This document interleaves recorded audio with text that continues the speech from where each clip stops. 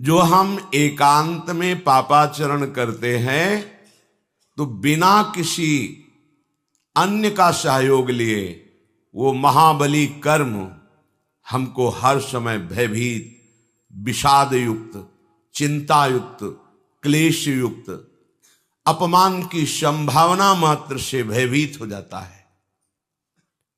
आगे जो महान भय, जन्म मरण, नरकादि यंत्रणा, विविध प्रकार की नीच योनियों में जाना, ये तो उसके विवेक में ही नहीं आ रहा है। वो वर्तमान के भय विषाद से जलता रहता है। इसलिए हमें अत्यंत आवश्यक है भगवत प्राप्ति। हमारा शरीर केवल कुछ समय के लिए दिया गया है। इस पर हमारा अधिकार केवल सत असत आचरण करने के लिए है। पूर्व पाप और पुण्य का फल भोगने के लिए और नवीन कर्म करने के लिए ये शरीर मिला हुआ है कुछ समय के लिए। जितनी और योनियां हैं उनमें केवल वो अपने पाप और पुण्य का कर्म फल ही केवल भोग सकती है, चाहे देव योनि क्यों न हो। वो नवीन कर्म नहीं कर सकते।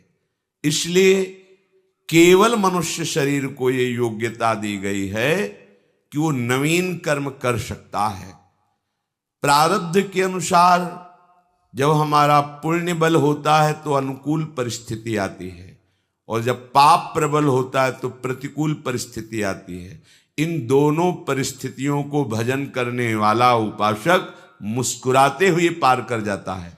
इसलिए पाप और पुण्य उसके परमार्थ में बाधा नहीं दे पाते। पर जो भगवद विमुख है, भगवद भजन नहीं करता है, वो इसी में रच पच कर नष्ट हो जाता है। अनुकूलता आई तो अहंकार बढ़ा, और अहंकार आया तो सारे दोष पुनः वैसे ही होने लगे जैसे पूर्व कर्मों में होते होते हमें अनंत जन्मों से भटकना पड़ा। वैसे फिर मनुष्य जन्म में वही कर्म होने लगते हैं जिससे हमारा भटकना बंद नहीं होता। अगर प्रतिकूल परिस्थिति आई तो ऐसी संकट, ऐसी विषाद भरी परिस्थिति कि उससे उबर ही नहीं पाता है। वो पूरा जीवन घुट घुट करके फिर वही जन्म मरण का चक्र। बहुत आवश्यक है हमें भजन करना, बहुत आवश्यक है हमें प्रभु से मिलना। अगर प्रभु नहीं मिले तो ये महान दुख हमें छोड़ेगा नहीं। ये बलवान कर्म के पंजे से निकल पाना बहुत कठिन है। कर्म का ऐसा पंजा है कि बड़े बड़ों को जलाता रहता है। ये ऊपर से मुंह चुपड़ी बात कह देना, मुस्कुरा देना अलग बात है। हृदय को ताप रहित करने के लिए केवल केवल भगवद आश्रय है। इसलिए बहुत आवश्यक है। हम जो भी करते हैं, हम जलना नहीं चाहते, हम अशांत नहीं होना चाहते, हम शांति चाहते हैं, शीतलता चाहते हैं, सुख चाहते हैं, प्रेम चाहते हैं, और ये जगत में है नहीं। इसलिए हमें प्रभु का आश्रय लेकर भजन करना अनिवार्य है। नहीं समझोगे भटकोगे, समझ जाओगे इसी जीवन में वो सुख प्राप्त करोगे जहां दुख का लेश भी नहीं है। और जो भगवद आश्रित है तो ये सारी माया उसके अनुकूल हो जाती है। माया और कोई नहीं, मां है, ये भगवती मां है। ये त्रिगुणात्मिका माया भगवती अम्बा ही है, दूसरा कोई नहीं है। जब हम इन पर गलत भाव कर लेते हैं, हम माया के भोक्ता बनते हैं, तब हमें दंड रूप से ये क्लेश, अशांति, विषाद, जन्म मृत्यु ये हमें प्राप्त होता है। और जब हम प्रभु की शरण में होकर प्रभु का भजन करते हैं तो अम्बा देखती है कि सही मार्ग से चल रहा है तो अनुकूलता प्रदान कर देती है। अर्थात जो बाधा पहुंचानी होती है उसे रोक देती है। काम, क्रोध, लोभ, मोह, मद, मत्सर सब इनकी ही शक्तियां हैं। ये सब शांत हो जाती हैं।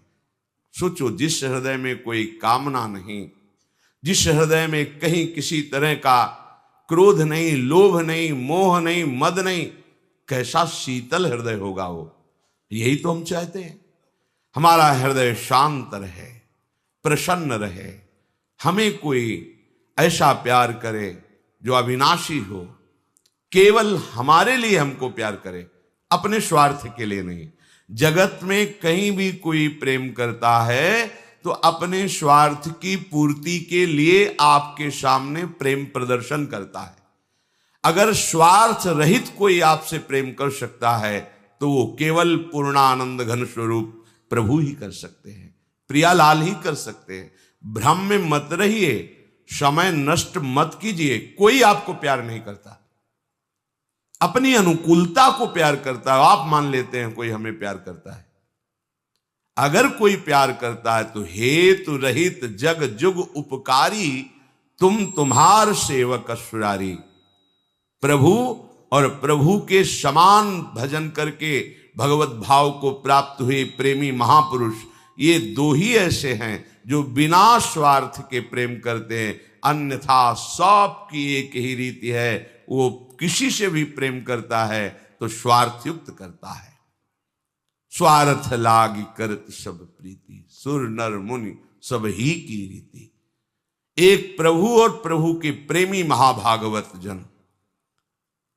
इसीलिए हमें अप्रमाद में समय नष्ट नहीं करना। श्री भगवान कह रहे, जरा मरण मोक्षाय मामाश्रित्य यतन्ति ये, ते ब्रह्म तद्विदुः कृष्णो मध्यात्मं कर्म चाखिलम। वृद्धावस्था और मृत्यु से बहुत जल्दी मुक्ति पा लीजिए, भगवान आदेश कर रहे हैं। जो मनुष्य मुक्ति पाने का उपाय मेरा आश्रय लेकर प्रयत्न पूर्वक भजन करता रहता है, उसे संपूर्ण ब्रह्म का बोध हो जाता है, अध्यात्म को जान जाता है और संपूर्ण कर्म के रहस्य को जान जाता है। जो जरा मरण से मोक्ष पाना चाहता है, पहला उपाय है श्री भगवान की शरण। वो हम कैसे हो ये भी नहीं जानते, तो फिर भगवान कृपा करके अपने प्रेमी महाभागवतों का संग दे देते हैं। भगवत भक्तों की कृपा से भगवत शरणागति प्राप्त होती है। सीधे प्रभु की शरणागति प्राप्त होना बड़ा ही कठिन है। इसीलिए भगवान सदगुरुदेव रूप में बंदों गुरुपद कंज कृपा सिंधु नर रूप हरि, महामोहतम पुंज जासु बचन रवि कर निकर। पर ध्यान दीजिए, गुरुदेव का वर्ण किया जाता है संसार से मुक्त होने के लिए, और इस वर्ण का स्वरूप होता है मन से, वचन से, आचरण से। आज से हम आपके सदैव आज्ञानुसार बर्ताव करेंगे। तन वांग मनोभिर अमलई सोहम तवई वाश्रिता। मैं मन वचन कर्म से अन्य किसी कामना का आश्रय लेकर नहीं, केवल भगवत प्राप्ति के लिए हे स्वामिनी जू, हे सदगुरुदेव जू, आपकी शरण में सोहम तवई वाश्रिता। जो उपासक शरणागति का सौभाग्य प्राप्त करके अपने गुरुदेव और आराध्य देव से अपने मन की अनुकूलता चाहता है, वो फिर दुर्भाग्य का वर्ण कर रहा है। ध्यान देने का विषय है, हम अपने मन की अनुकूलता, शरीर की अनुकूलता, भोगों की अनुकूलता का त्याग करने के लिए शरणागत हुए हैं। वो हमें जो आदेश कर रहे हैं, उस आदेश में मूल में छुपा होता है राग त्याग। भले प्रगट में आपको राग दिखाई दे कि इनके आदेश में राग दिखाई दे रहा है, इनके आदेश में तो ऐसा लग रहा है विषय त्याग है ही नहीं, पर वो आदेश आपको जब अक्षरशः पालन करोगे तो अनुभव कराएगा कि आप विषय त्याग की कितनी ऊंचाई पर चढ़ गए हैं। इसलिए बिल्कुल बुद्धि नहीं लगानी, बुद्धि को उनकी आज्ञा में समर्पित कर देना है। कोई बड़ा भाग्यशाली उपासक होता है, जीवन अर्पित करके एक एक कदम उनकी आज्ञा के अनुसार चलता है। अब जोई कहें करें हम सोई, बस ये जीवन बना लेना चाहिए। अगर ये जीवन बन गया तो जरा मरण मोक्षाय के लिए आपको अन्य कोई साधन नहीं करना पड़ेगा। अब आपको कोई चिंता नहीं होगी। जैसे चतुर केवट की नाव में कोई बैठ जाए तो निश्चिंत होकर नदी पार हो जाता है, उसको चिंता नहीं रहती। ऐसे चतुर खेवैया सदगुरुदेव की आज्ञा रूपी नौका पर जो उपासक बैठ गया, सुखपूर्वक भव समुद्र से तर जाता है। उसे पता ही नहीं चलता हम कितना भव समुद्र से बाहर हो चुके हैं। और जो तैर करके जाना चाहता है तो अथाह और अगाध है, बड़ा मुश्किल है। कोई बिरला तैर करके जाना, कोई बिरला। उस बिरले में भगवान या भगवान ही कृपा करके ऐसा बल दे, जो निर्विघ्न पंथ निर्वाही सो कैवल्य परम पद लहाई। और वो कैवल्य परम पद जो भगवद आश्रित गुरुदेव की आज्ञा पर चलते हैं, उनको ऐसा सुख प्राप्त होता है, दीयमानम न गृहणंती, वो देने पर भी उसे स्वीकार नहीं करते। नहीं चाहिए परम पद, बस आपके निरंतर संग में, आपकी मुख माधुरी का पान करते हुए, लीला गुण का गायन दर्शन करते हुए सदैव हम आपके श्री चरणों की दास्ता में रहे। मुझे और कुछ नहीं चाहिए। दीयमानम न गृहणंती बिना मत सेवनम जनाहा। हम शरणागत के भाव को समझें। यदि अपना अस्तित्व हम बनाए रखे तो शरणागत हमने किसको किया? तन हमारी अनुकूल वृत्ति के अनुसार, मन हमारी अनुकूल वृत्ति के अनुसार, वचन हमारे जैसे मन में आया वैसे बोले, और हम अपना अस्तित्व स्त्री पुरुष शरीर आदि को लेके। तो शरणागत आपने किसको किया? एक नाटक ही तो किया, आप शरणागत तो हुए नहीं।